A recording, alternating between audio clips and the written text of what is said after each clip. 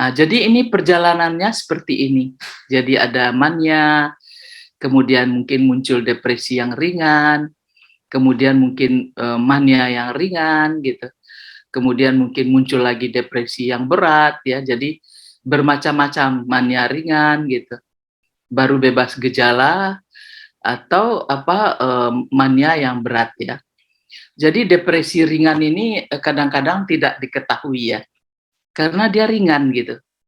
Ya jadi malas gitu, tidur tidak baik gitu, tidak semangat gitu, tapi tidak terlihat gitu yang seperti depresi yang berat itu. Dia menangis, dia bersosialisasi. Ringan ini mungkin dia masih pergi bekerja, tetapi kualitas pekerjaannya tidak baik.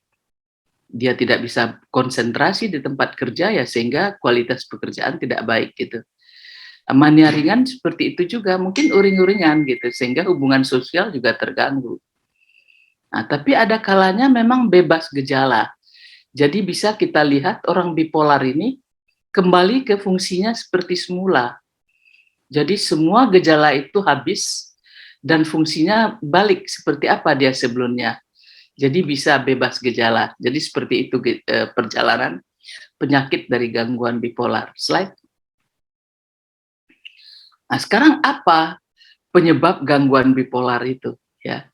Jadi bipolar dikatakan penyakit otak ya, karena memang ada neurokimia, ada struktur, ada fungsional otak yang terganggu. Nah, justru karena dia dikatakan penyakit otak itu, maka dia bisa mencapai pulih gitu ya. Jadi ada faktor keturunan.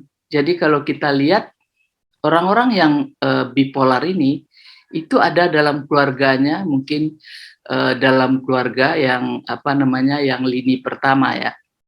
Jadi mungkin orang tuanya atau saudara kandungnya juga mengalami gangguan mood. Jadi belum tentu itu bipolar ya, mania, tapi mungkin dia depresi gitu.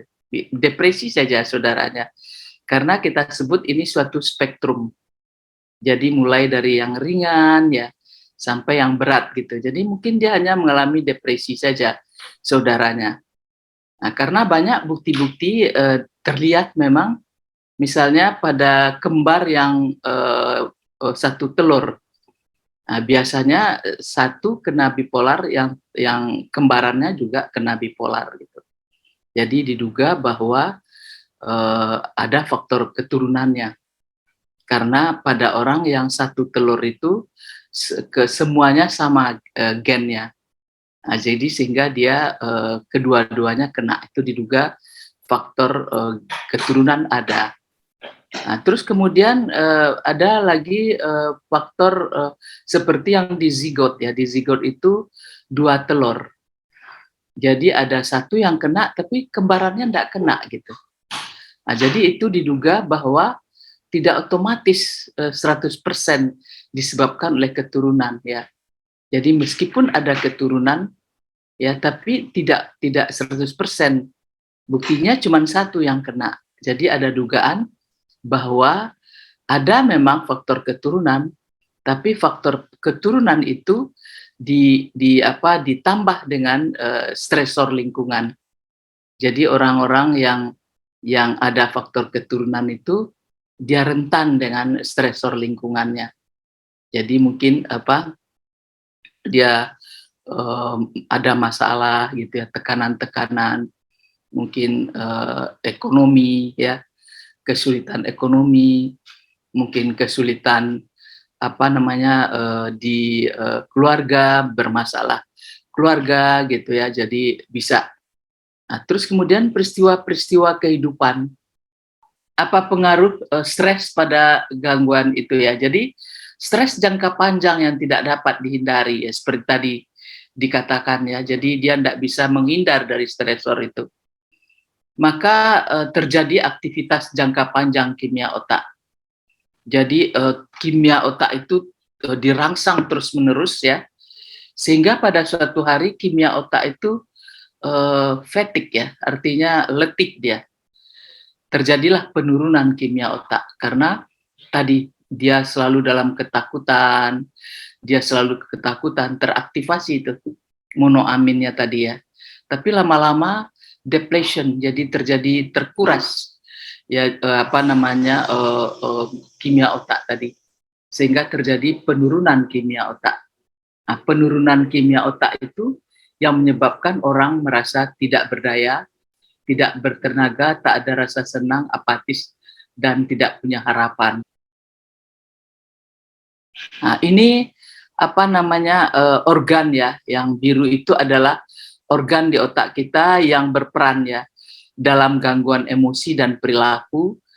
Dalam waham tadi ya, ada kepercayaan-kepercayaan yang tidak masuk akal, yang tidak bisa kita luruskan. Adanya halusinasi, artinya sensasi-sensasi dari sensorik kita, organ sensorik kita.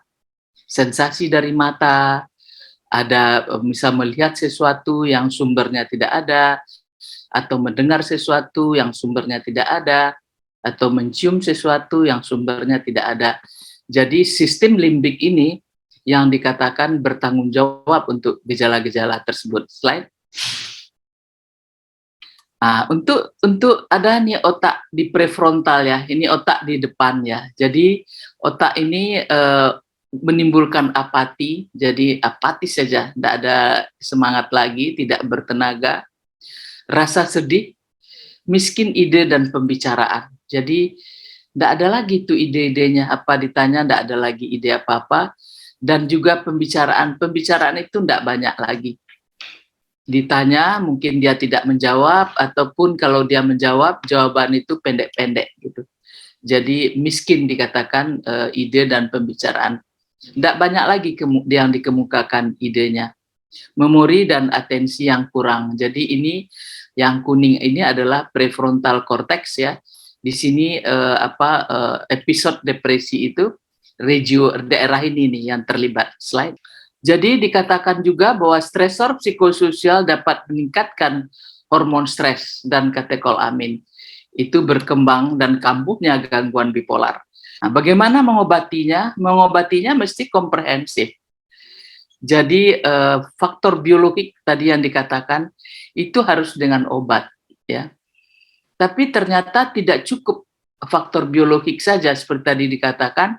Ada faktor lingkungan yang juga menyebabkan orang mengalami gangguan bipolar itu. Nah, jadi tentu faktor lingkungan ini harus kita atasi juga. Tidak cukup dengan farmakoterapi atau dengan obat, tapi bagaimana tadi stresor-stresor itu kita atasi juga ya. Artinya dilakukan bagaimana mengatasi stresor tadi dengan psikoterapi ya, merubah kognitif pikiran-pikiran yang salah tadi. Jadi harus komprehensif ya. Jadi harus bersamaan. Farmakoterapi, psikoterapi, psikoedukasi, dan lakukan rehabilitasi untuk orang-orang dengan gangguan bipolar. Slide. Jadi obat ada kalanya obat ya, kemudian juga tadi psikoterapi yang dikatakan juga terapi wawancara. Tapi ada kalanya terapi kejang listrik ya. Jadi ketika depresi itu sangat berat ya, sehingga dia tidak mau bicara, kita menyebutnya mutisme, diam aja gitu. Itu terapi kejang listrik akan lebih cepat mengatasinya ya, dibandingkan dengan obat ya. Atau orang dengan keinginan bunuh diri yang besar. Nah, itu dengan terapi kejang listrik ya. Kalau enggak nanti sukses bunuh dirinya, karena obat butuh waktu untuk bekerja. Tapi kalau terapi kejang listrik itu langsung terjadi perubahan di dalam otaknya, sehingga dilakukan terapi kejang listrik ini. Nah, fase pengobatan ada mania akut, namanya akut, ada depresi akut, terus kemudian pemeliharaan. Jadi tidak bisa akut saja, tetapi mesti lama ya, ada faktor pemeliharaan. Nah, tujuannya menghilangkan gejala, jadi semua gejala tadi hilang, fungsi pekerjaan dan sosialnya pulih kembali.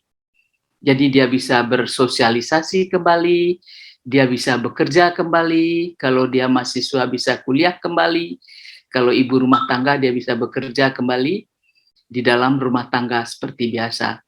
Mempertahankan fungsi dan mencegah kekambuhan. Nah, jadi ini berbagai obat ya. Jadi ada divalproat namanya, stabilisator mood, ada lamotrigine, ada carbamazepine ya. Ada antipsikotik. Antipsikotik yang baru misalnya aripiprazol, clozapine, olanzapine, quetiapine, risperidon. Tapi juga ada antipsikotik yang lama, haloperidol, chlorpromazine ya.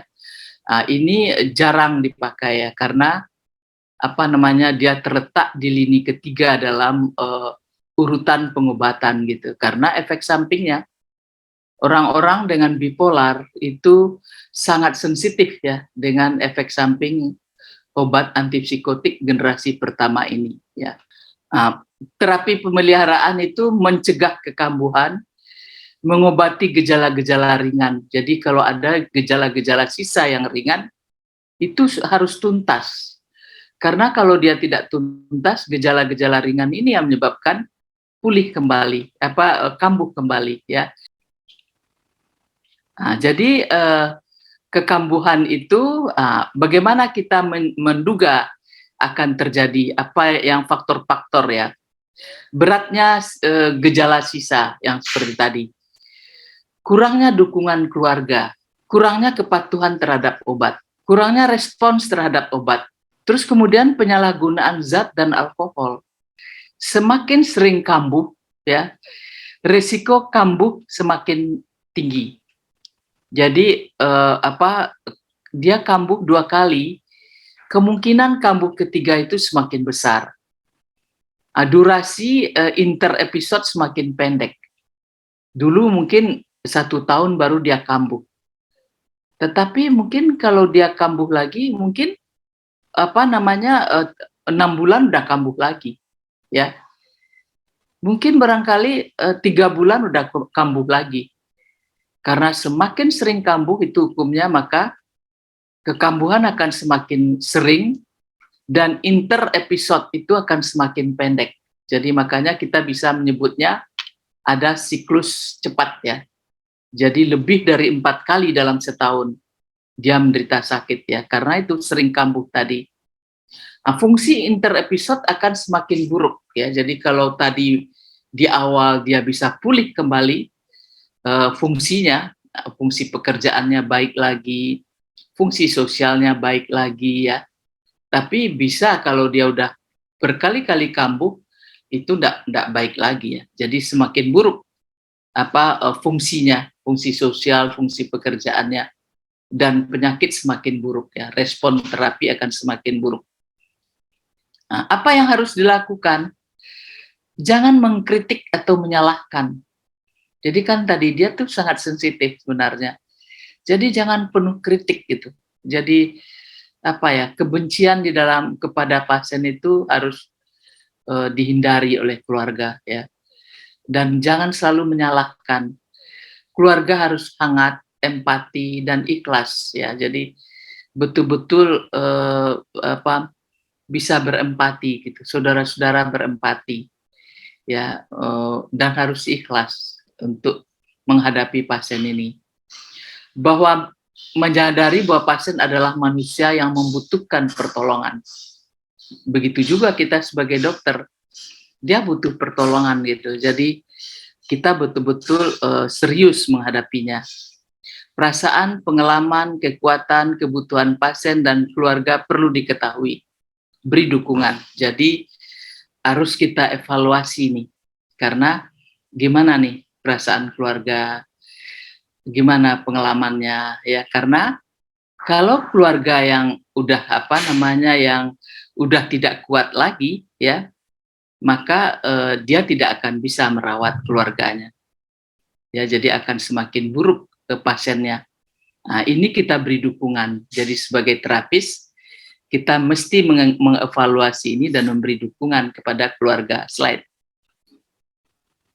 Nah, jadi faktor-faktor tadi itu ya, mesti ada harapan, mengambil tanggung jawab untuk kebahagiaan. Jadi harus ya dia punya punya tanggung jawab untuk dia harus berbahagia. Harus ada edukasi, kita yang mengedukasi ya, advokasi, jadi ada bantuan ya, dukungan lingkungan itu penting sekali. Jadi ini barangkali dengan adanya etik ini bisa mengedukasi masyarakat ya, bahwa jangan menstigma, jangan meninggalkan orang-orang bipolar, tapi rangkul gitu ya, karena dia bisa mencapai kesembuhannya. Slide.